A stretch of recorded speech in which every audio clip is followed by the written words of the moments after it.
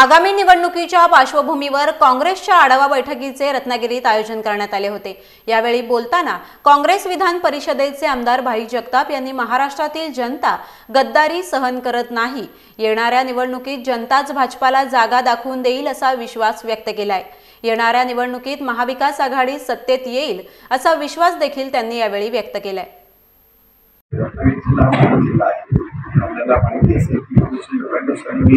दापोली मतदारसंघातला विधानसभेची लढाई सुद्धा आणि म्हणून माझी या मतदारसंघासाठी 2 जिल्ह्यांसाठी निवड झाली। त्याची प्राथमिक बैठक आज मी या ठिकाणी जिल्हाचे अध्यक्ष सन्माननीय यांच्या नेतृत्वाखाली कामकाज पाहत आहे आणि त्याची सगळी सहकारी जिल्ह्याची सगळी कमिटी आणि तालुका अध्यक्षांच्या कार्यालयीन लोकांनी प्राथमिक याच्यासाठी म्हणतोय की याच्या माध्यमातून पुढच्या बैठका होतील, त्या कदाचित 2-3 तालुके एकत्र येऊन तिकडे बैठक आणि तिथली परिस्थिती जी आहे ती जाणून घेण्याचा प्रयत्न करून जेणेकरून इथे आपल्या सगळ्यांना माहीत असेल की विनायक सातत्याने तिला 2-3 वेळा सातत्याने आणि म्हणून आमच्या सगळ्यांचा असा एक अंदाज आहे त्यांची अजून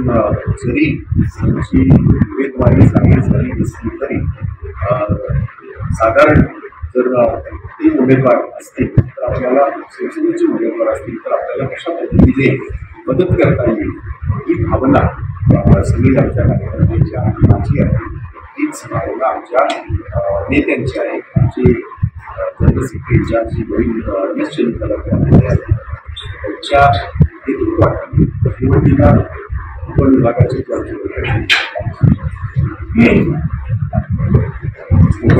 जी बैठक झाली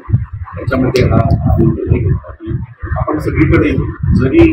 समजा आम्ही सगळ्याच जागा आणि तशा लढता येणार महाविकास आघाडीमध्ये काही जागा शिवसेना काही जागा आता आपल्याला माहिती आहे की